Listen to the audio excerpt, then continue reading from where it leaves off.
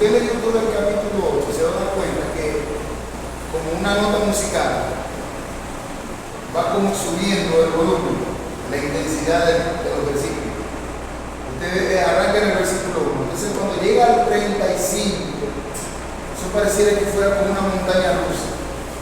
¿Sí? O sea, lo que quiero que ustedes noten es cómo se mueven los versículos a medida que usted va leyendo.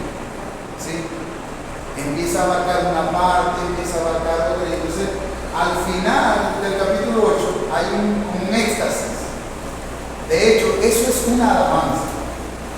Ahí en negrita dice doxología, pero realmente eso culmina con una alabanza.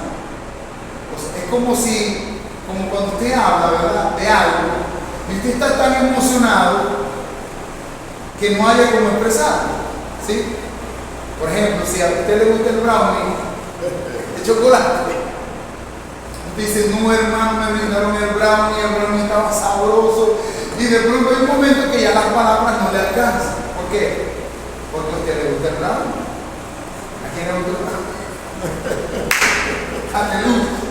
Entonces, ¿qué pasa? Hay un punto, así funciona también en los textos. Cuando nosotros estamos leyendo, nosotros tenemos que percibir esa emoción quizás escondida en la letras. ¿Sí? Y de hecho, si usted lee una vez, lee dos veces, se va a dar cuenta que el Romanos capítulo 8 es como un creciendo, ¿sí? Creciendo, o sea, empieza muy superficial, muy doctrinal, y a lo que va subiendo empieza a abarcar cada vez más cosas. Empieza a abarcar el pecado, empieza a abarcar nuestra libertad, empieza a abarcar la vida en el Espíritu, empieza a abarcar la creación, empieza a abarcar en medio de las tribulaciones, empieza a abarcar la oración. Dice, gemimos, el Espíritu gime en nosotros. Entonces, ¿qué pasa? Que obviamente no tenemos el entendimiento completo, pero sí podemos entender cuando suben volumen, cuando bajan volumen, ¿sí? En cuanto a las escrituras. Entonces es necesario que nosotros podamos percibir eso. ¿Por qué? Porque nosotros no podemos divorciar la doctrina de la alabanza o de la doxología, ¿sí? Si nosotros solamente nos enfrascamos en la doctrina, que tiene que ser así, se nos va a escapar esa parte espiritual, esa parte donde abarca nuestras emociones, donde hace, mire, yo creo muchas veces que la doctrina sola no nos hace evitar el pecado. Tiene que haber algo más. La doctrina tiene que estar viva en nosotros, ¿sí? Tiene que vivirse. Y entonces esa vida que experimentamos cuando leemos la Biblia, entonces decimos, no, yo no puedo perder esto. No nos volvemos, no encajonamos a Dios en esa doctrina, sino que experimentamos como el apóstol Pablo. El apóstol Pablo es una de las personas, gracias a Dios, que dio 13 cartas. Algunos dicen 12, yo digo que 13. Él experimenta. Cuando él habla, él está hablando y a la misma vez está experimentando lo que habla. ¿Sí? Por ejemplo, ¿quién no experimenta cuando se habla de la venida del Señor? Ahí dice, no, el Señor viene. Sí, viene. Sí. Nosotros cuando hablamos de la venida del Señor decimos, Él viene. Toda lágrima se enjugará. Entonces, todas esas frases hacen que nuestros espíritus sean confortados por la palabra. Entonces, cuando usted... Total. Imaginamos, a veces soñamos, de pronto vemos todo lo que está pasando en el mundo y decimos, no, ya esto está, el venir rápido, ¿sí? Entonces, cuando leemos porciones como Romanos capítulo 8, vamos a darnos cuenta de eso, ¿sí? Obviamente requerimos de información para poder interpretar, ¿no? Pero requerimos aún más el Espíritu Santo que nos revela la intención de los Romanos. Romanos 8 es la consecuencia de la salvación. Usted va a ver la salvación desde el capítulo 1 hasta el capítulo 7. ¿Cómo es que se aplica la salvación? De hecho, hay muchas frases: salvación, cómo se aplica la justificación, cómo se aplica la redención. Usa muchas analogías: analogía del cuerpo y los miembros, analogía del bautismo, analogía del matrimonio. Usa muchos elementos, pero Romanos 8 es la experiencia de la salvación. ¿Sí? Experimentamos la salvación ¿cómo? Por el Espíritu Santo. No solamente la razonamos cognitivamente, que la tenemos que razonar. La salvación nuestra es una salvación razonable, lógica, no ilógica, porque Dios nos separa la razón de la fe. La fe tiene tanta lógica que a veces yo veo a los ateos decir unas cosas y decía, pero es que realmente esto tiene lógica. Es más ilógico creer que no hay salvación y que no hay un Dios. Es mucho más ilógico. Sí. Pero creer que hay un Dios que nos llama, nos llena de su Espíritu Santo, nos transforma, nos capacita por el Espíritu Santo, eso tiene lógica. Y aquí empieza el apóstol Pablo a decir, porque tiene lógica del capítulo 1 al capítulo 7. Entonces cuando lleguen al Romanos capítulo 8, yo creo que el apóstol Pablo no puede ni hablar. Si usted lee en ese sentido, no puede gesticular la palabra. Él no haya qué palabra escoger, ni la vida, ni la muerte, ni lo alto, ni lo profundo. Hermano, ya él no sabe qué palabra escoger. La muerte. ¿Ah? Ni la muerte. Ni la muerte. Él ha tomado tantos argumentos que ya los argumentos se acaban. Empieza a experimentar esa fuerza y ese vigor del Espíritu Santo en nosotros. Esa es la salvación. ¿Sí? Voy a dar un ejemplo. El hombre que murió, el ladrón bueno, hay un ladrón bueno y un ladrón malo. El ladrón que murió al lado del Señor Jesús. Ese Señor no estudió, no se bautizó, no fue para ningún instituto teológico y fue salvo. Pero si usted ve la fuerza con que él dice, acuérdate de mí cuando estés en tu reino. ¿Qué vio él? Un rey. Todo el mundo veía era un hombre todo ensangrentado, clavado en la cruz. ¿Qué vio él? Un rey. ¿Sí lo están viendo? Esa es la vida del Espíritu. Ver algo que nuestros ojos naturales no pueden ver. Entonces, al ver un rey allí, el rey dictaminó, dio su decreto. Hoy mismo vas a estar conmigo. O sea, era cierto, pero ahí al alcanzar esa revelación de ver un rey ahí, tranquilo que hoy mismo vas a estar conmigo. El rey dictaminó eso y eso se cumplió. Ese mismo día estaba con él en el palacio. Amén. Ahora luego que nosotros podamos ver esa línea hermosa que hay en el libro de Romanos y poder incluso emocionarnos igual que el apóstol Pablo. De hecho, cuando usted lee la Biblia, usted tiene que asimilar las mismas emociones que se establecen en la Escritura para que realmente estemos llenos del Espíritu. Dice, no de tal manera, no Dios al mundo, porque dio su vida ahí. Eso no tiene sentido. Muchas veces de los textos que lo usamos aislados de quién lo dice, a quién se lo dice, cómo lo dice. ¿Sí? Por ejemplo, Gálatas. Oh, Gálatas insensato. ¿Quién nos fascinó para que habiendo empezado en el espíritu termine en la carne? Eso no es el tono. Ni es el tono, ni es la fuerza. Realmente es un regañón descomunal. Gálatas estúpidos. está recriminando cómo es que, habiendo empezado en el Espíritu, terminan otra vez en la carne. Entonces, nosotros tenemos que creer que cada vez que leemos la Escritura, nos acercamos a ella, tenemos que pedirle al Señor, Señor, revélanos la intención de tu Espíritu para que nosotros podamos leer la Escritura y ser llenos de tu Espíritu Santo. Amén. Ok, vamos a empezar. Romanos capítulo 8, versículo 1. ¿Quién lo lee? Solamente el versículo 1. Romanos capítulo 8, versículo 1. Por lo tanto, los que vivimos unidos a Jesucristo no seremos castigados. Esa es versión internacional. Lenguaje. No, pero se está bueno. Está muy bueno. Ahora pues, una condenación hay para los que están en Cristo Jesús, los que no andan conforme a la carne, sino conforme al Espíritu. Ok, ahora leo otra vez la versión que leíste hace rato. Por favor.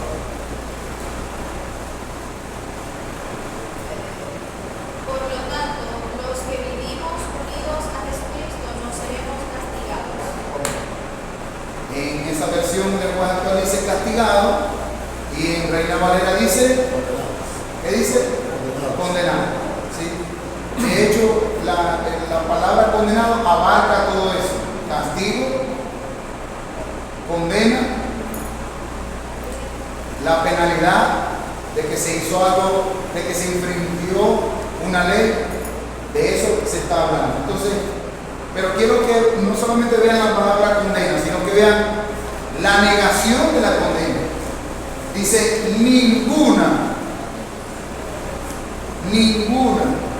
condenación hay para los que están en Cristo Jesús. No hay ningún castigo, ninguna culpa. Se puede abarcar culpa, condena, castigo, sentencia, juicio. No hay ningún castigo para los que están en Cristo Jesús. Ahora bien, si hay una negación, quiere decir que en los capítulos anteriores hay una afirmación. Porque ¿cómo usted puede negar algo que alguien no afirma? ¿Sí o no? Por ejemplo, si yo le digo, mire hermano, esto está todo pintado de negro. Estoy afirmando que todo está pintado de negro. Usted se encargaría de negar que yo estoy diciendo que algo que no está pintado de negro, lo está. ¿Sí? Entonces, lo que tenemos que entender es que Romanos 8 inicia con una negación. No hay condena. No hay condena. Entonces, yo tengo que buscar del capítulo 1 hasta el capítulo 7, ¿quién dice, quién dice que sí estoy condenado? ¿Sí? Para yo poder saber que realmente hay una acentuación de que no hay ninguna condena. Vamos a buscar Romanos capítulo 3, versículo 19. Romanos capítulo 3, versículo 19.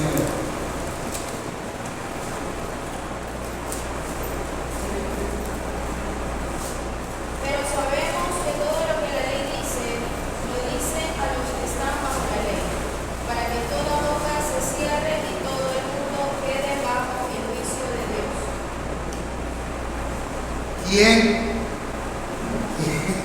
¿Quién está condenando ahí? ¿Quién está condenando? 3:9. 9:19. ¿Ah? 3:9 y 3:19, los dos. Vamos a leer el 3:9. El 9 dice, ¿qué pues? ¿Somos nosotros mejores que ellos? En ninguna manera, pues ya hemos acusado a judíos y a gentiles, que todos están bajo pecado. Ajá. ¿Quién está condenando?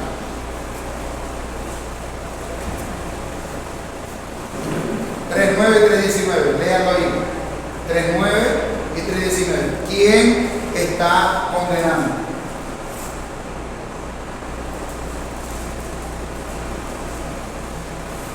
El 3:19 creo que está un poquito más claro.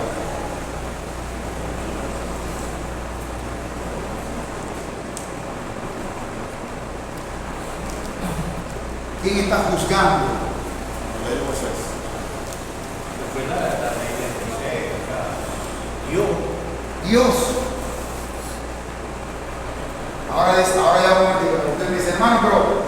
dice Dios que no hay ninguna condenación, pero aquí dice Dios que a todo el mundo, 3:19, ¿verdad? 3:19 dice, La ley dice, la ley.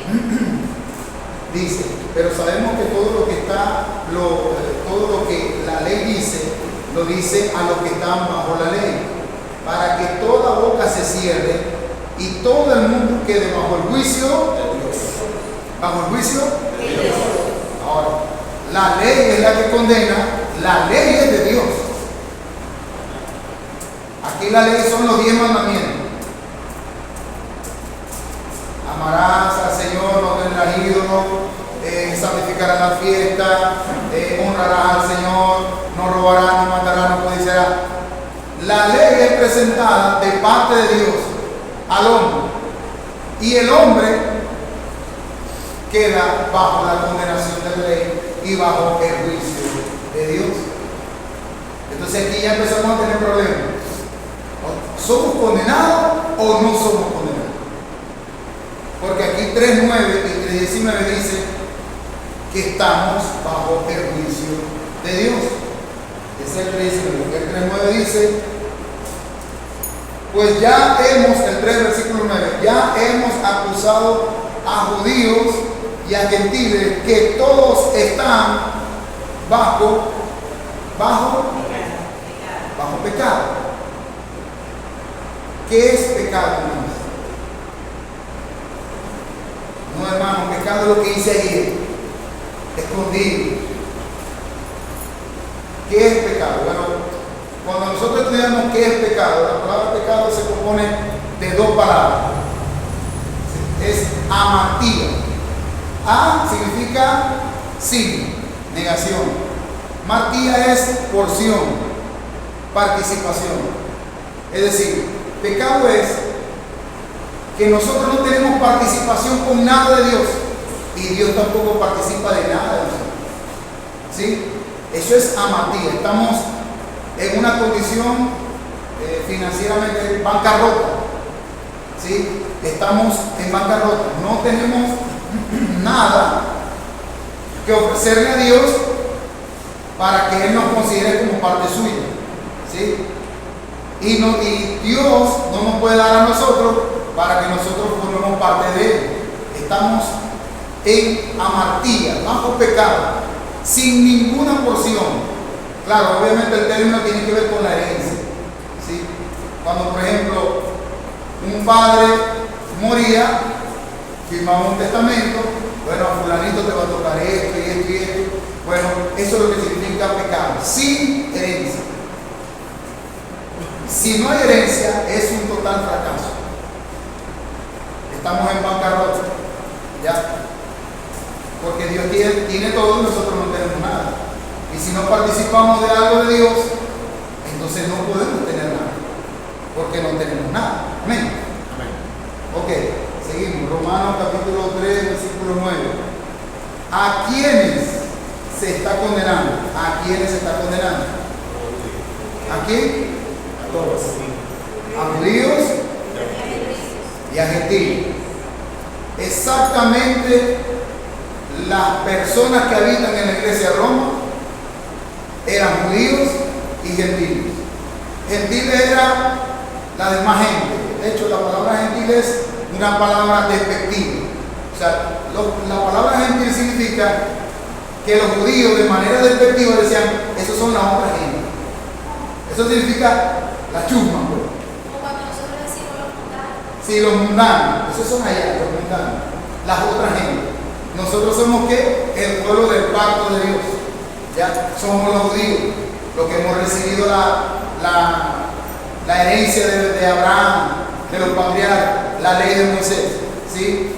Entonces, Romanos capítulo 3, versículo 9, dice que todo el 3, 9 y 3, 19 dice, todo el mundo, judíos y gentiles, están bajo la condenación, están bajo pecado, pérdida total, no tienen ninguna parte con Dios.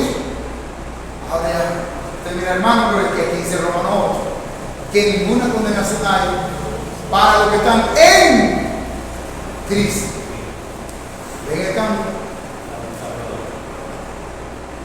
cosa es, el Señor se encarga en el libro de Romanos de decirle, hermano, si no están en Cristo, ustedes están perdidos. Si no están en Cristo, están perdidos, están condenados, están sin porción de mí. Yo no tengo nada de ustedes, ustedes no tienen nada de mí. Pérdida total. ¿Sí? Muy bien. ¿Cuál es el medio? ¿Cuál es el medio que Dios usa para condenar a todo el mundo? Según Romanos capítulo 19 y Romanos capítulo 9. La ley. Dios no hace las cosas sin justificación previa.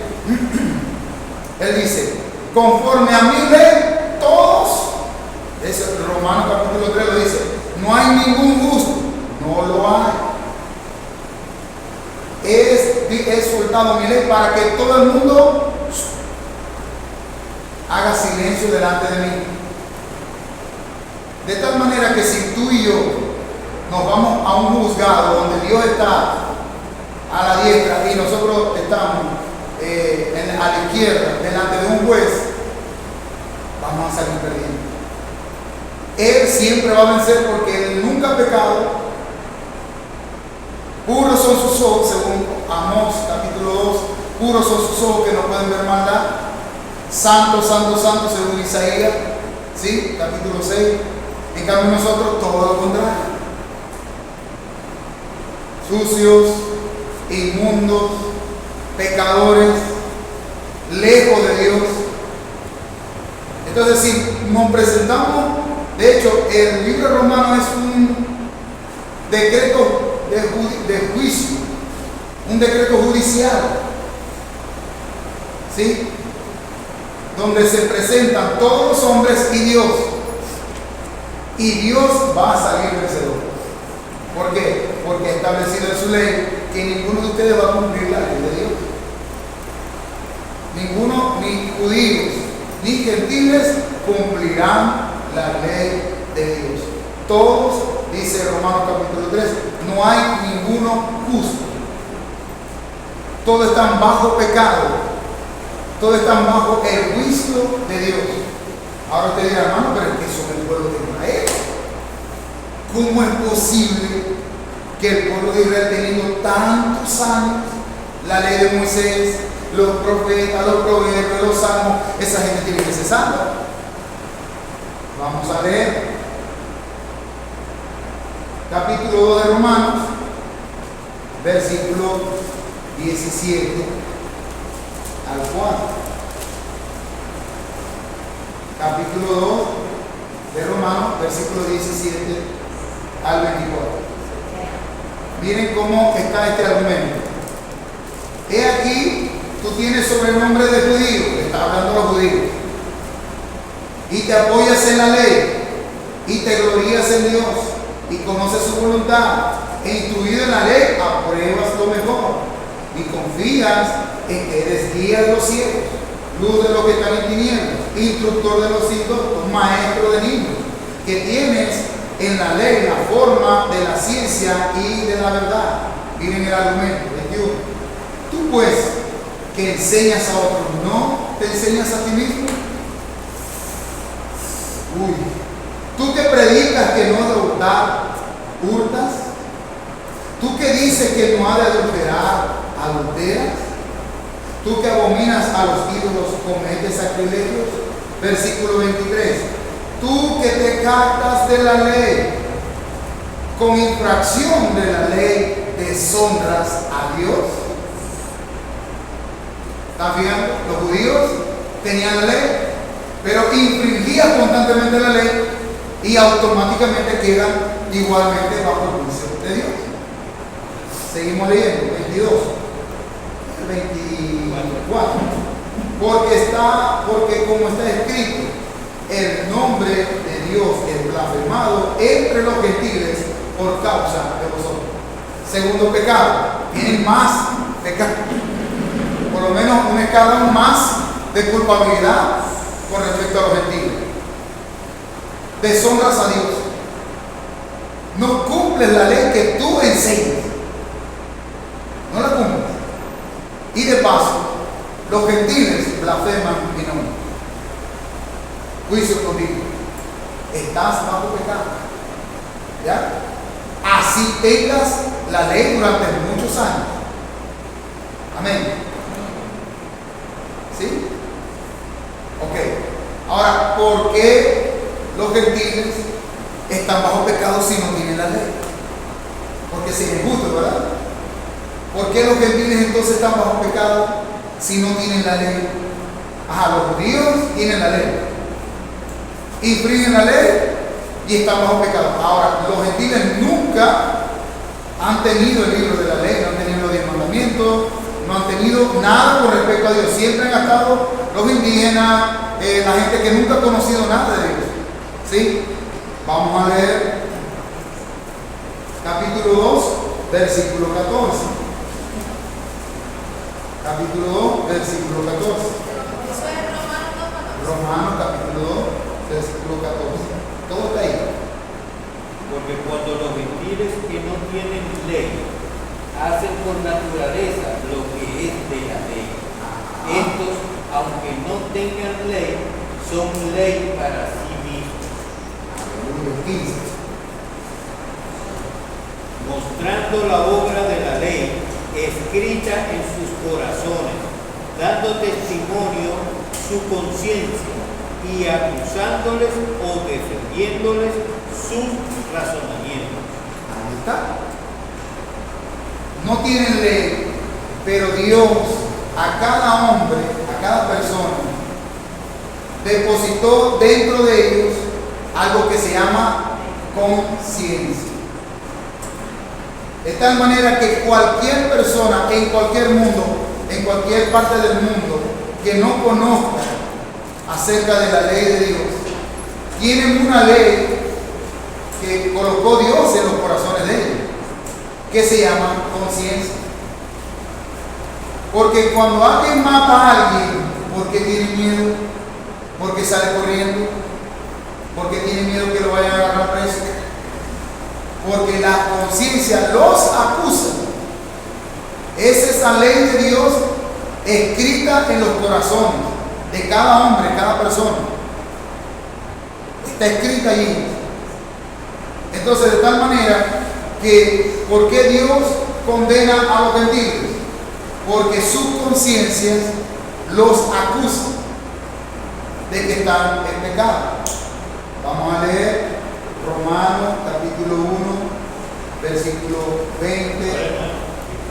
A decir. Una cosa, que aquí pareciera Pablo decir, o sea, en el capítulo 14, Sí, claro. Versículo 14. versículo 14, perdón, es como si él estuviera diciendo, cónchale, los judíos teniendo la ley y están en pecado bajo la ley, los gentiles que no tienen la ley por naturaleza asumen la ley. Excelente.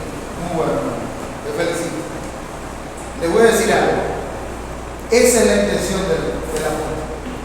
Porque en la iglesia en Roma, los judíos se sentaban en el lado derecho. No estoy diciendo que aquí hay judíos y hay gentiles. Bueno, los judíos se sentaban en el lado derecho y no querían contaminarse con los gentiles. En la iglesia. Eran cristianos. ¿Ah? Eran cristianos. Y eran cristianos, nacidos de nuevo. Pero la carga cultural como judíos les hacía sentirse superior. Decían, no, nosotros tenemos la ley.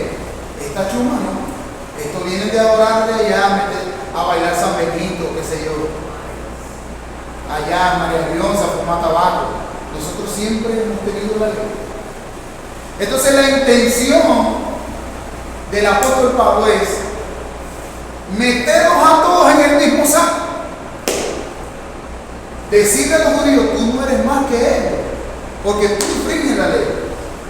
Pero ellos, aunque no tengan ley, ellos hacían cosas que tú no haces. Ya lo están viendo, ¿verdad? De hecho, de eso se trata el capítulo 1 y el capítulo 2. Tratar de poder colocar en esa misma balanza, meterlos a todos en el mismo saco, están todos bajo condenación. O sea que a los dos grupos se les demanda lo mismo. A los dos grupos por igual. Tanto como el que conoce la ley como el que no conoce la ley. Exactamente. Entonces, ¿qué pasa? Que este grupo humillaba a este. Entonces este grupo, el grupo de los gentiles decía, ajá, pero si ellos infringen la ley, ¿qué dice que ellos son más que nosotros? No. Ellos también están infringiendo igual que ustedes. Es decir, ustedes vienen del mismo lugar, de la misma condenación y del mismo pecado. Ellos por infringir y ustedes por desconocer. Pero ellos tienen menos culpa que estos, porque estos hacen las cosas que por ley ellos las debían de hacer y no las hacen. Y entonces empieza a explicar, ¿verdad?, que la incircuncisión, es decir, los que están lejos del pacto, hacen cosas como si estuvieran en el pacto de Moisés, en el pacto de Abraham, ¿sí? Y se les cuenta la incircuncisión como circuncisión. Eso se está desarrollando ahí, en vivo e indirecto. Romanos capítulo 2. Romanos capítulo 2. ¿Sí? Lo que pasa es que hay conchitas de mango que quedan por ahí y los que están en la lectura lo van a poder captar. Amén. Amén. Ok. Romanos capítulo 1, versículo 20. Romanos capítulo 1 es para acusar al gentil, al que no tiene la ley de Dios, al que no ha recibido las palabras de Dios. Y Romanos capítulo 2 es para acusar a los judíos. Y Romanos capítulo 3 es para acusar a todo el mundo. Para que todo el mundo quede bajo juicio. Vamos a leer pues Romanos capítulo 1, versículo 20. Dice de la siguiente manera.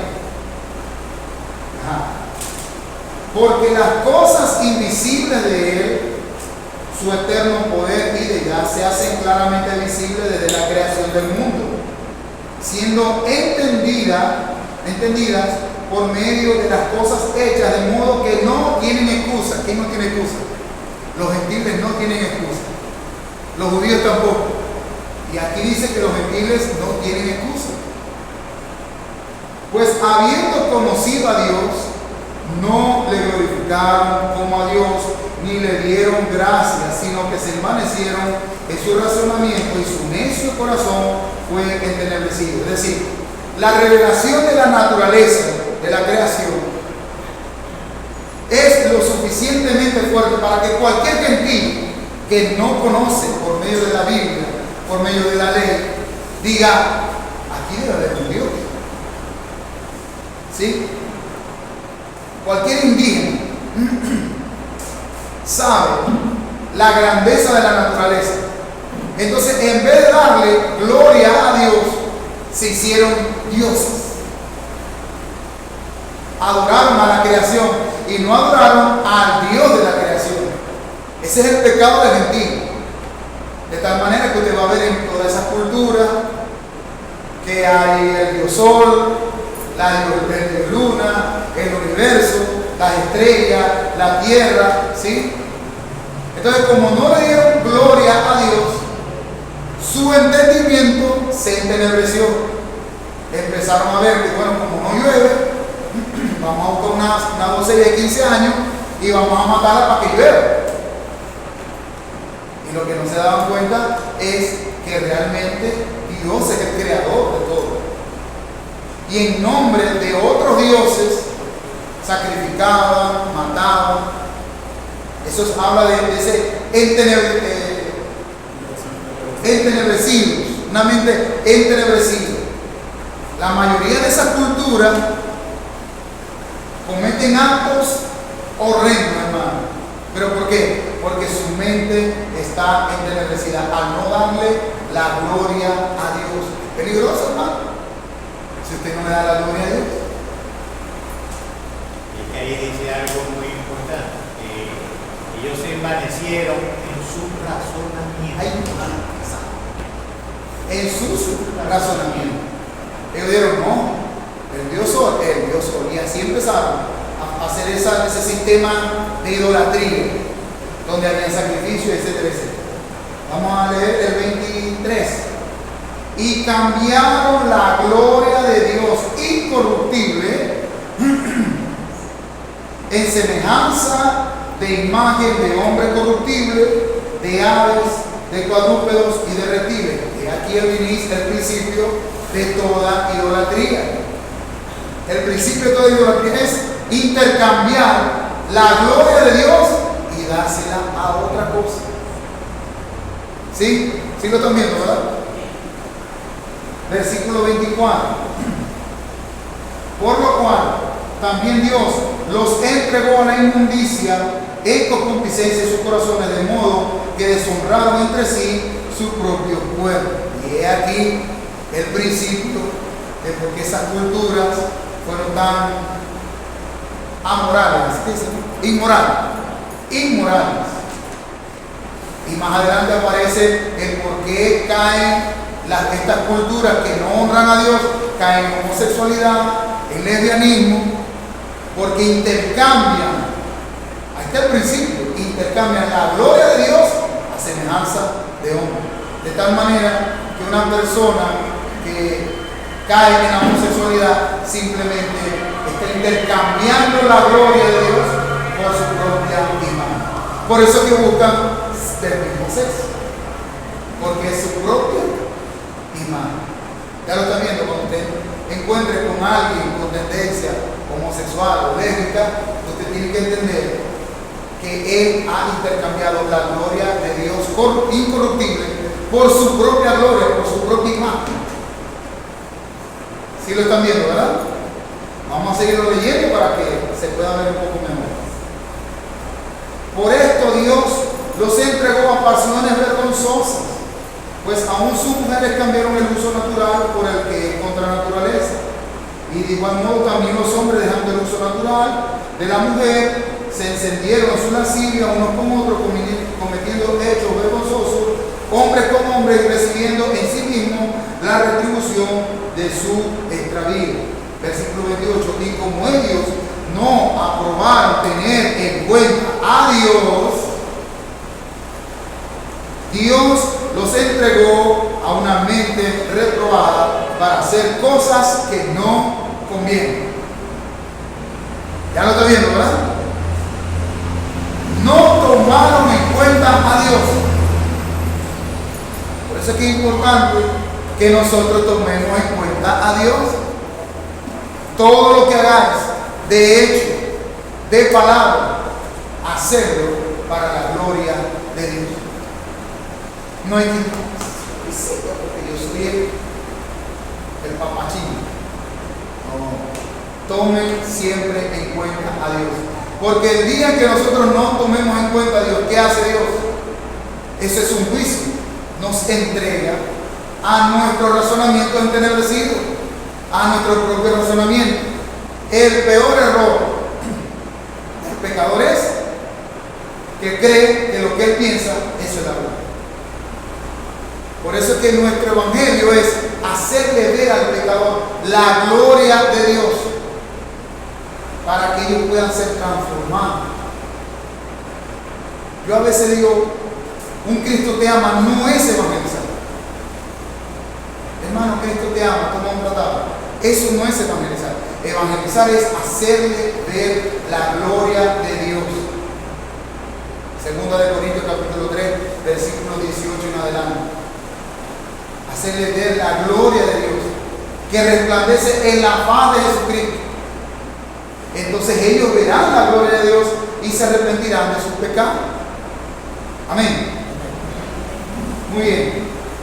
Continuamos con Romanos capítulo 8. Ya leímos información suficiente. Dios mío, pasa el tiempo volando. Romanos capítulo 8. Versículo 1. Ahora pues, ninguna condenación hay para los que están en Cristo Jesús. Ahora, hermano, ¿estamos condenados o no estamos condenados? ¿Cómo es esto? Explique ahí, porque todo lo que usted está diciendo ahí, estamos todos bajo el juicio de Dios. Vamos a leer Romanos capítulo 3, versículo 21 y 22. Romanos capítulo 3, versículos 21 al 22. Exactamente cuando termina toda la acusación hacia gentiles y judíos. Versículo 21. Pero ahora, aparte de la ley distinta, ahora están todos culpables, ¿verdad? Están todos condenados, ¿verdad? Sí. Hace falta que la gente se sienta condenada para que pueda recibir esto. Pero ahora, aparte de la ley, se ha manifestado la justicia de Dios, testificada por la ley y por los profetas. La justicia de Dios por medio de la fe en Jesucristo, para todos los que creen en Él. Porque no hay diferencia, por cuanto todos pecaron, están destituidos de la gloria de Dios. 24.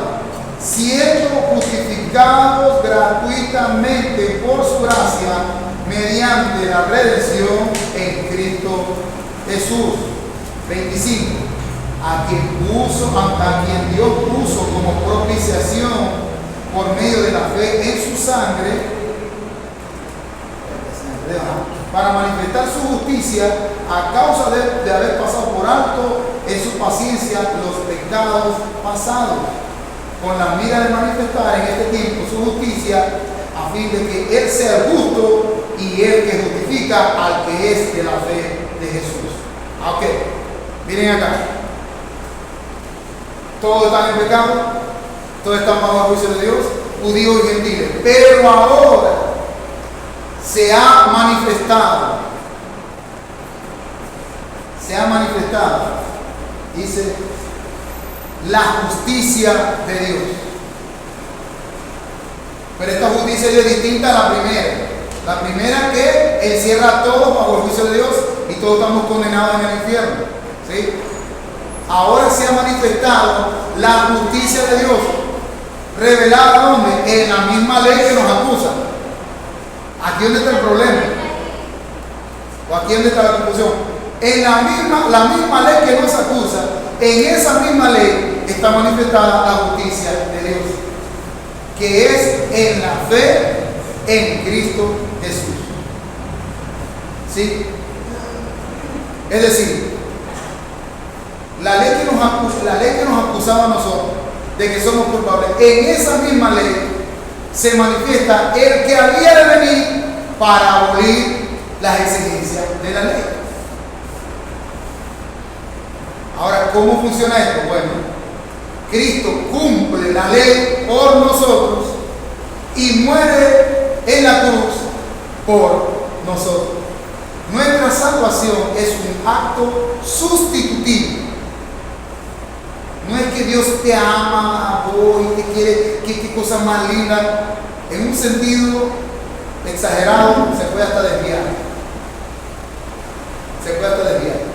De hecho, en la Biblia solamente hay un amado.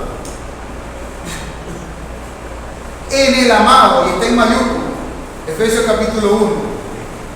Somos salvos en el amado, y por causa de el amado, nosotros somos amados. ¿Sí lo está viendo, verdad? Porque si yo digo que Dios siempre, es verdad, en su plan, en su omnisapiencia, siempre Dios estuvo allí.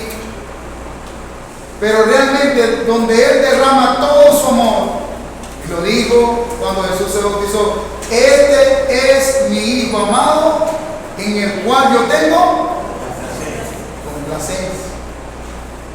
Nosotros somos amados por Dios por estar pegados en Cristo. ¿Ya lo está viendo? ¿Sí? Entonces dice, ninguna condenación hay para los que están en Cristo. Ahora, si usted se pone a pensar, hermano, pero todos los cristianos vamos a estar en un solo lugar. ¿Cristo qué es? ¿Un lugar o una persona? Las dos cosas. Cristo es su lugar y es una persona. Al decir que Cristo es un lugar, quiere decir que nosotros estamos bajo la jurisdicción, así se dice, ¿verdad? Bajo la jurisdicción de Cristo. Un ejemplo puede ser la embajada. Si en una esquina hay una embajada, vamos a suponer de un país, la embajada italiana. La embajada italiana es jurisdicción de las leyes italianas, aunque vivan en territorio venezolano. ¿Sí o no? No estoy equivocado, ¿verdad? Porque saben un poquito más de ley. Igual la embajada en cualquier país. Usted no puede llegar, así usted sea el presidente de ese país, y tumbar una embajada, porque al tumbar la embajada se está metiendo en la jurisdicción de ese país. ¿Ya? Los que estamos en Cristo vivimos en este mundo perdido, corrompido, pero estamos bajo la jurisdicción de Cristo, del Mesías. ¿Ya? Pero si usted se sale de esa jurisdicción, si usted se sale de esa cobertura, esa sí es la verdadera cobertura. Si usted se sale de allí, usted va a ser catalogado pecador, digno del juicio de Dios. Por eso es que el texto, versículo 1, Romanos capítulo 8, dice que no hay ninguna condenación los que están en Cristo Jesús. Los que están en Cristo. Cristo es una manera de decir que Él es el Mesías y que sobre Él está la unción sin medida. Eso fue lo que ocurrió cuando fue bautizado por su primo Juan el Bautista. Fue derramado sobre Cristo el Espíritu sin medida. ¿Ya?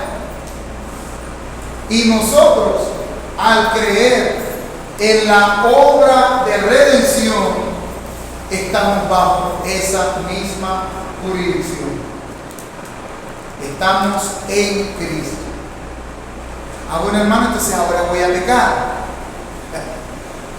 Romanos capítulo 6 lo dice, no, de ninguna manera.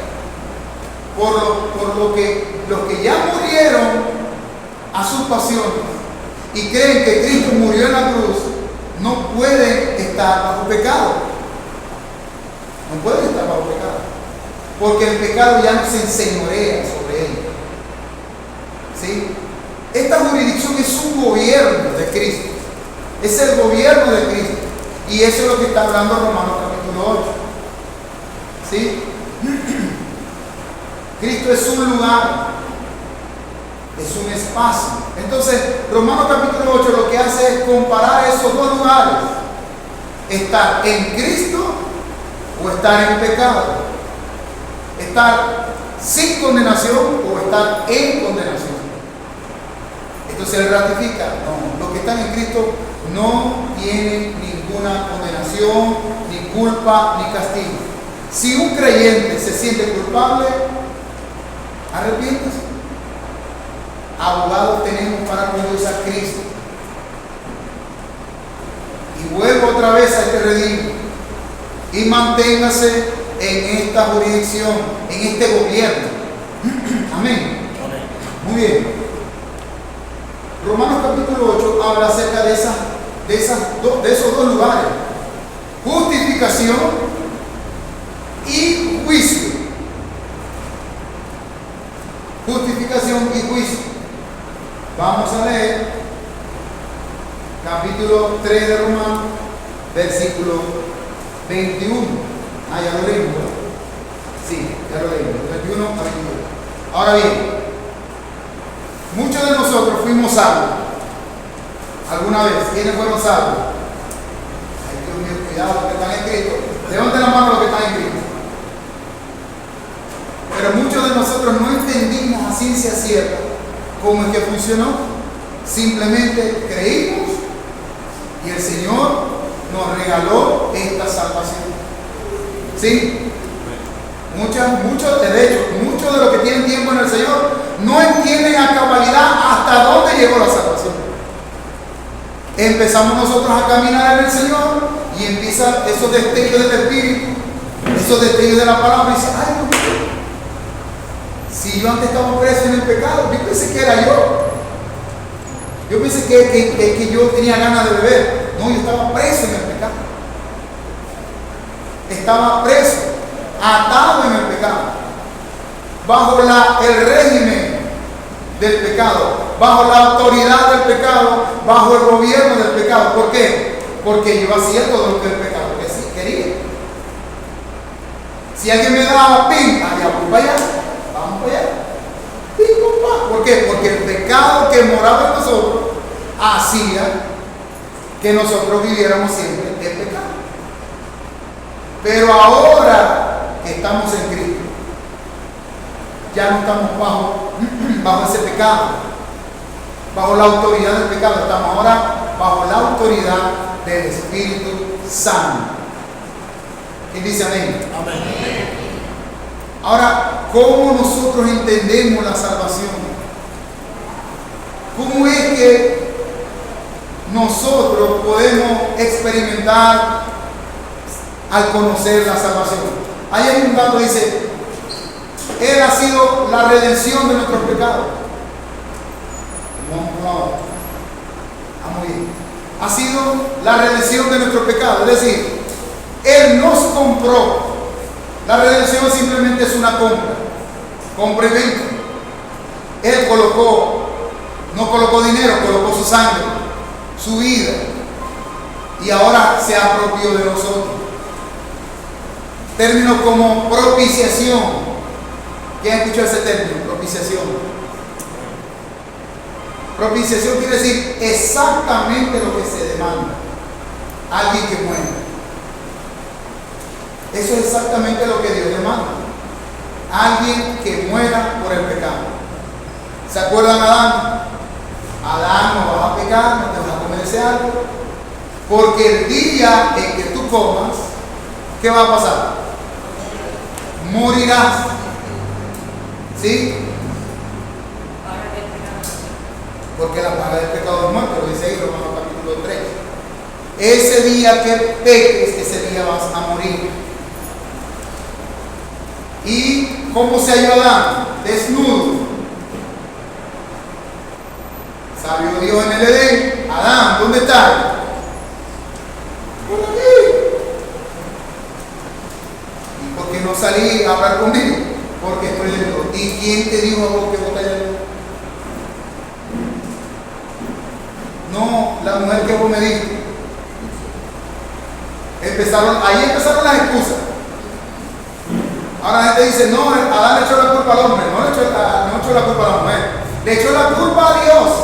La mujer que tú me diste. Empezó la gente a recriminar a Dios desde ese día. Ahí empezó todo el desastre. ¿Ya? Entonces, la pregunta sería, ¿cómo funciona la salvación? Para poder entender el libro de Romanos, capítulo 8, debemos de entender cómo funciona la salvación. Romanos, capítulo 5. Romanos 3:25 dice, a quien Dios puso como propiciación por medio de la fe en su sangre, para manifestar su justicia a causa de haber pasado por alto en su paciencia los pecados pasados. Lo puso como propiciación. ¿A quién mató Dios para que ellos se vistieran? A una ovejita. La ovejita no tenía culpa. A un cordero. El Señor agarró un cordero y mató ese cordero para vestir a Adán y Eva, porque estaban desnudos, prefigurando lo que venía, prefigurando el evangelio que estaba oculto y ahora se nos revela a nosotros por el Espíritu Santo. Amén. Vamos a leer Romanos capítulo 5, versículo del 8 al 10. Romanos capítulo 5, versículo del 8 al 10. Dice de la siguiente manera: mas Dios muestra su amor para con nosotros, que siendo aún pecadores, Cristo murió por nosotros. Miren este ejercicio mental. Miren este ejercicio mental. Voy a leer una porción del versículo y usted me va a decir en qué tiempo está presente, pasado y futuro. Mas Dios muestra su amor para con nosotros. ¿Qué tiempo es ese? Muestra. Eso es presente. Presente.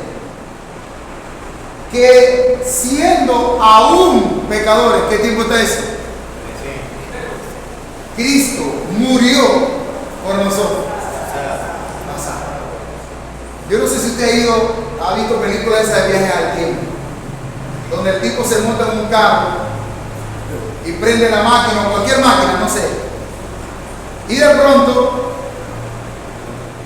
viaja al pasado y de pronto se ve a él chiquitico. Así es nuestra fe. Nuestra fe en Cristo ahora viaja al pasado como si hubiese Cristo muerto en ese instante y trae la salvación ahora, en el presente. Es maravilloso eso. Los del Antiguo Testamento veían la fe en el futuro. Obedeció a Abraham y se le justificó como si fuera de la fe. ¿Sí? Pero era una proyección de la salvación futura. Pero nosotros tenemos una proyección de la fe, la salvación que ocurrió allá hace 2000 años. Y el Espíritu la trae ahora.